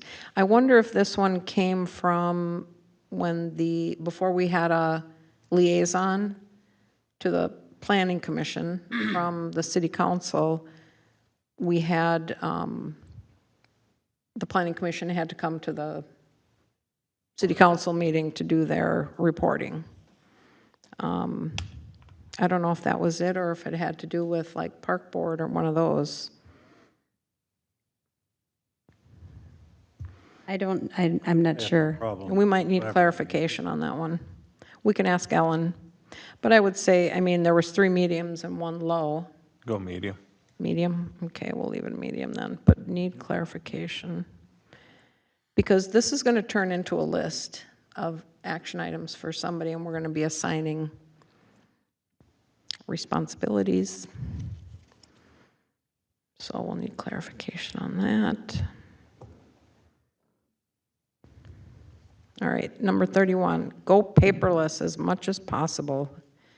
3 mediums, 1 low. I think we've already done that, haven't we? I think I don't know if we've done it Medium. as much as we possibly can. We're starting on the process of it. It's a slow deal unless we hire and contract some of it out. And I agree with the process or the concept of going paperless as much as possible. I think we all know too that, and I've said this before, when the computers first came out, the thought was we'd never need paper anymore, or very few of it. And now it seems like we have more of it than we've ever had. But one of the things that we want to do is make sure that we continue on the process of going electronic as far as data storage goes as much and as quickly as possible. This may be a budget item we want to talk about hiring some stuff out to help us with that.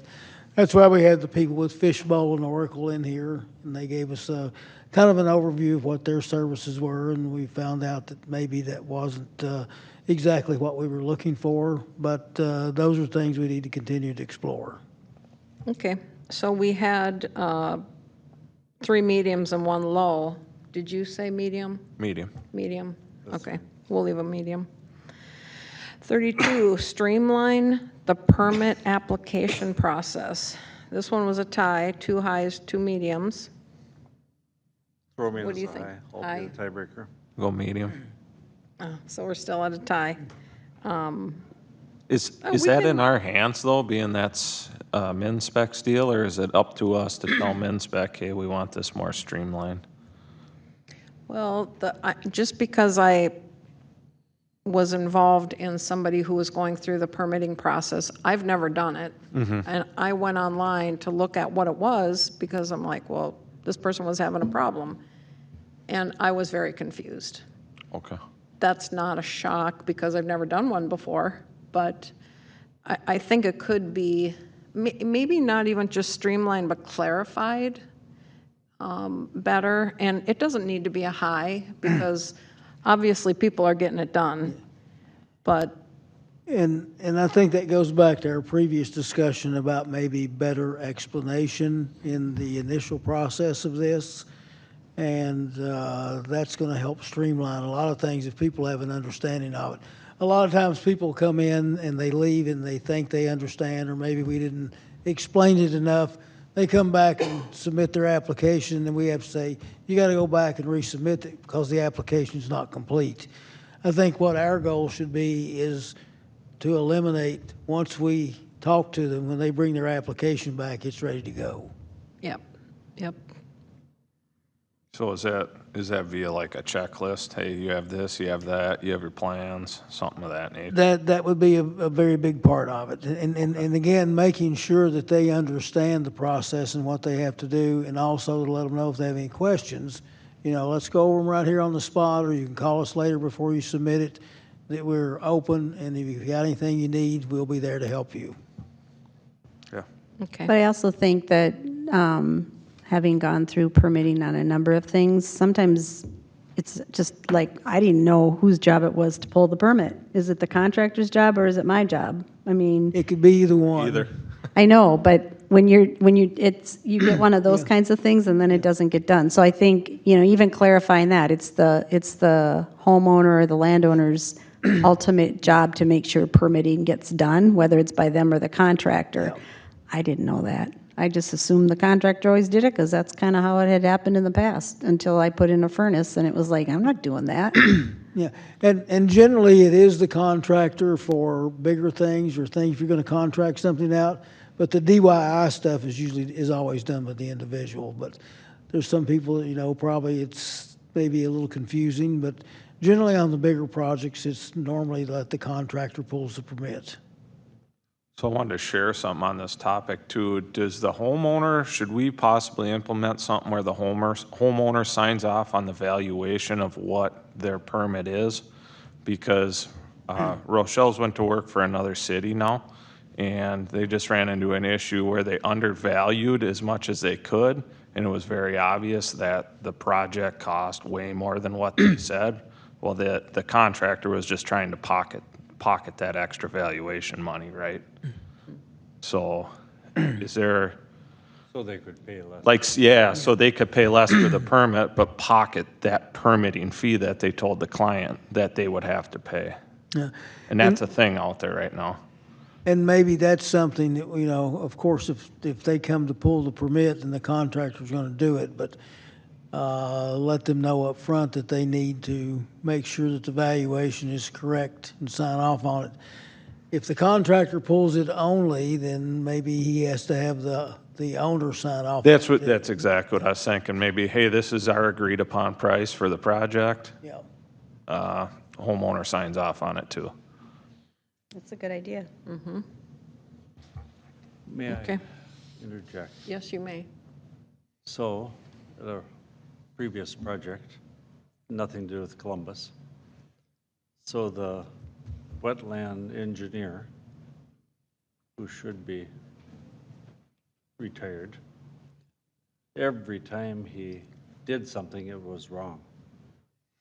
And then you pay him another $20,000 and he rewrites it, and then he rewrites it again, like 4 times.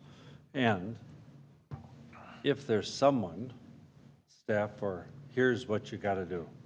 You have to do this, it has to do that, and this is Rice Creek, not Columbus. So the first time, he's an engineer and he was wrong 3 times. And of course, they don't forgive their stupidness, you pay it. And if we can eliminate that as much as possible in the city, that's good for us. We look better, it's smarter, it's good for the people dumping all the dough to do a house or a project or whatever it is. So I agree, that's important, whatever it turns out to be.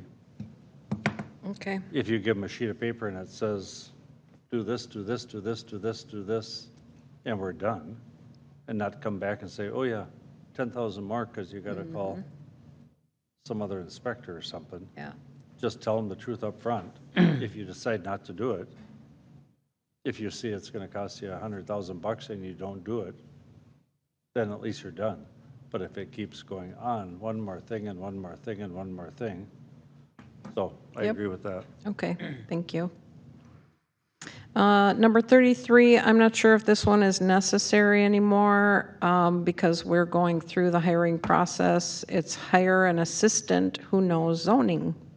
So, we have our job description and Correct me if I'm wrong, but wasn't part of the job description for the assistant city administrator, one of the preferences was that they have a background in planning and zoning?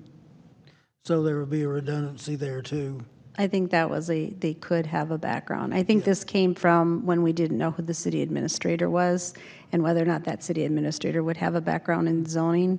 And I think at the time also Elizabeth was kind of advocating for peeling that part off of the city administrator's role and putting that somewhere else.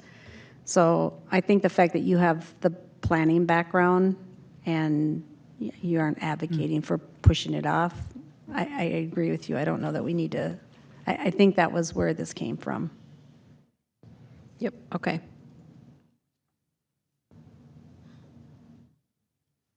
All right, 34, consider consultants to do the bonding process and writing grants.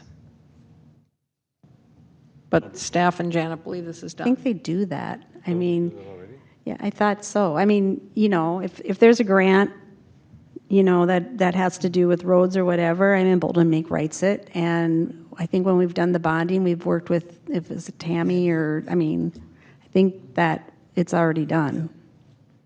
Okay, Is how we do it. that one's And done that's then. part of, is that part of our retainer, Ben? With you, or is it typically an extra thing? I mean, I know you do it, I'm just curious. Like if You'd you have had to to write a ask. grant, is it extra over and above? Typically, if we're going to do a grant process, we come to you with the cost to do that, so. Yeah, that's something we pre-approve. Okay, thank you, Kevin. Okay, And again, depending on what type of grant it is, this could be another function of the assistant city Right, administrator. like if there's a grant to put in trails in a park or Yeah. something, the staff would be doing that. Just as an example, when we went through that LRIP application for North Hornsby, we came to you with the cost to do that, so. Perfect, thank you. okay. Thank you. 35, consider a newsletter that explains processes for citizens. And I think that probably is somewhat related to number 32, just awareness and for citizens that are going through any process really, but permitting especially. I would put that at a low, Yeah, there was 3 lows already. because if you're not doing a project, you're not interested. So you send out 1,000 stamps for $1 a piece, that's $1,000. And until you're ready to subdivide or put in a septic tank or whatever, you don't care.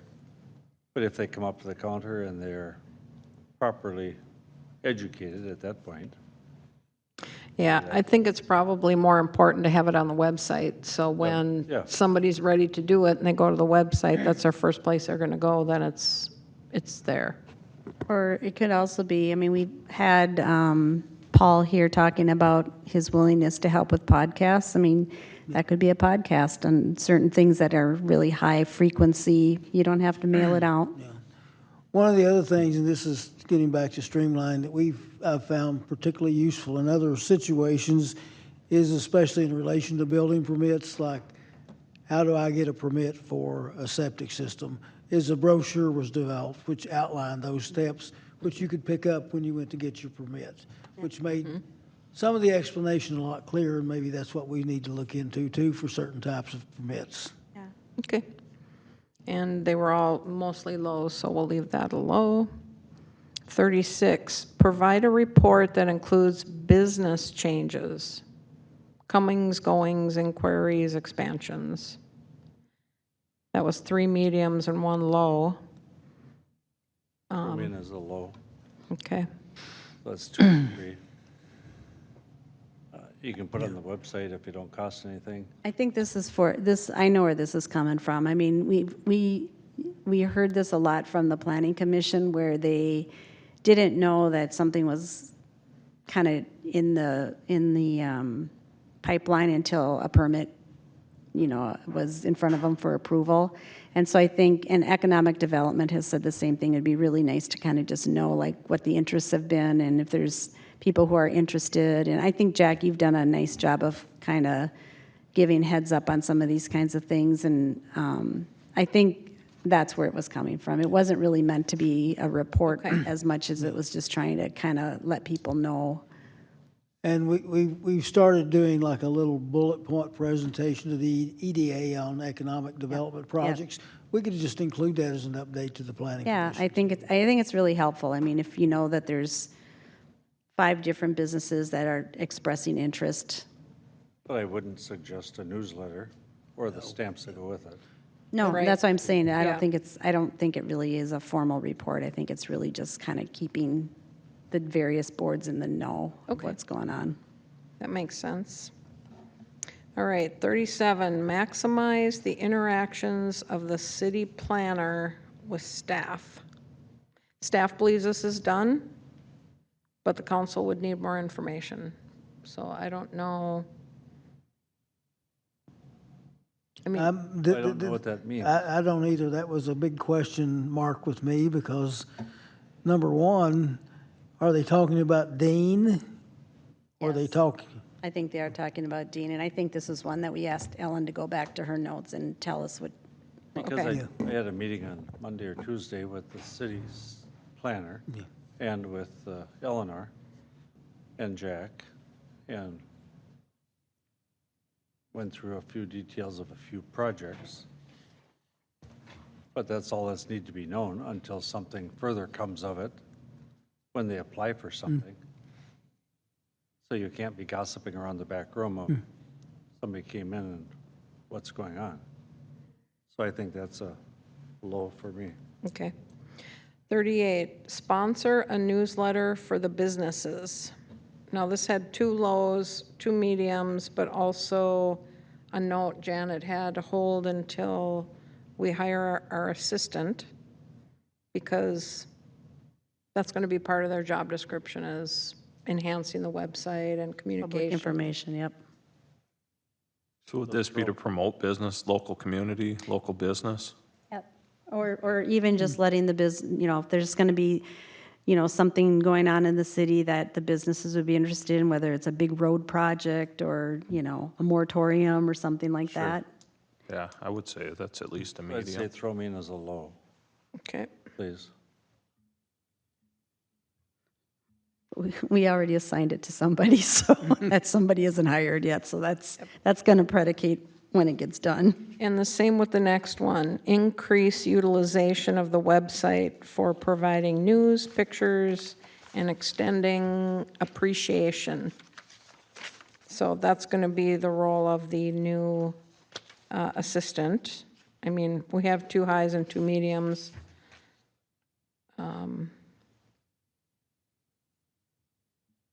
I'd do a medium on that.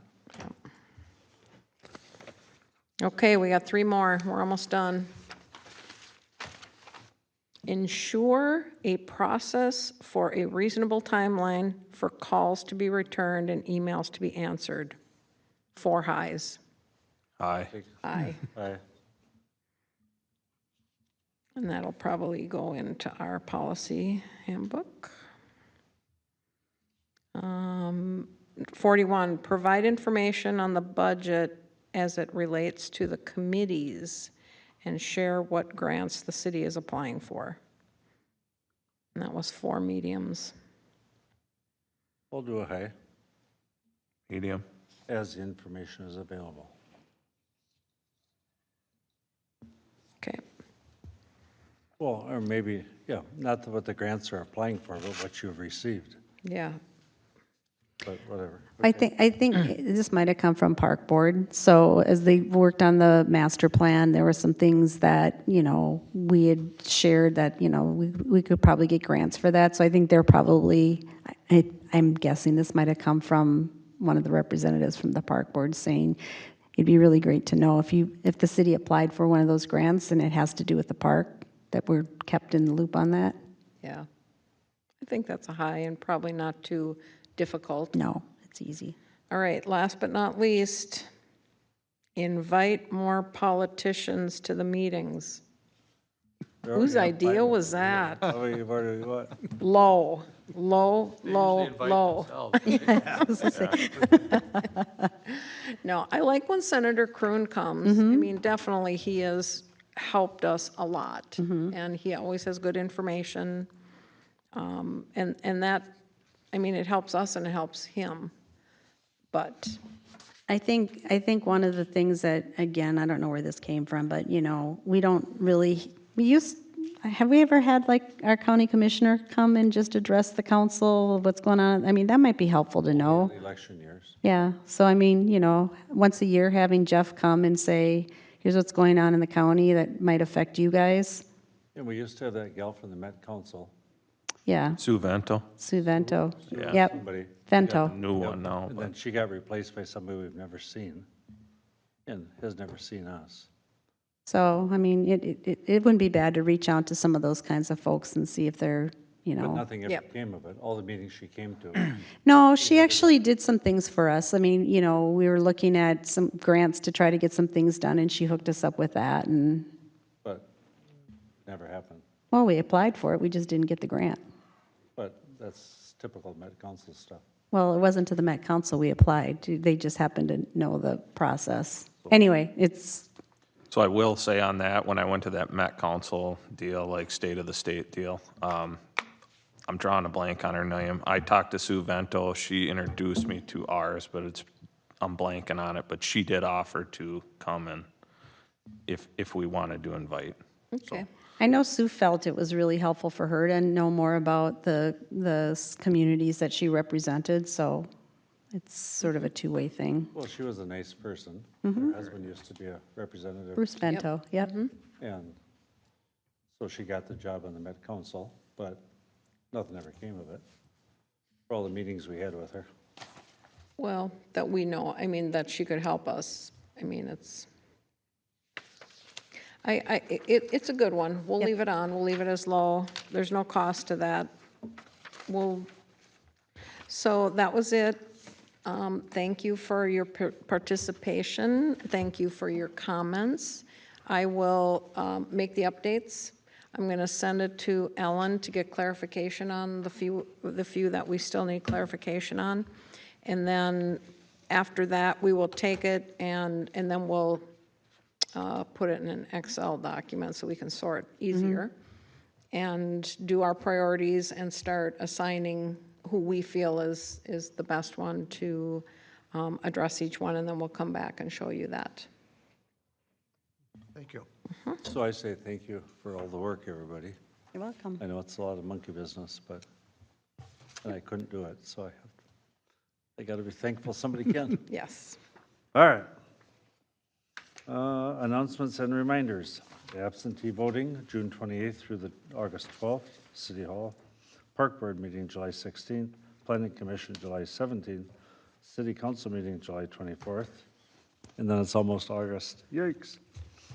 And so I would like to close the City Council meeting and have a closed session to consider offers to purchase city-owned real estate identified as PID 24322212 0005 and PID 24322211 0006 pursuant to the Minnesota Statutes, Section 13D05, Subdivision 3C3. Have I done that correctly, Counselor? Yes, you did. All right, and with that, we're going to move to the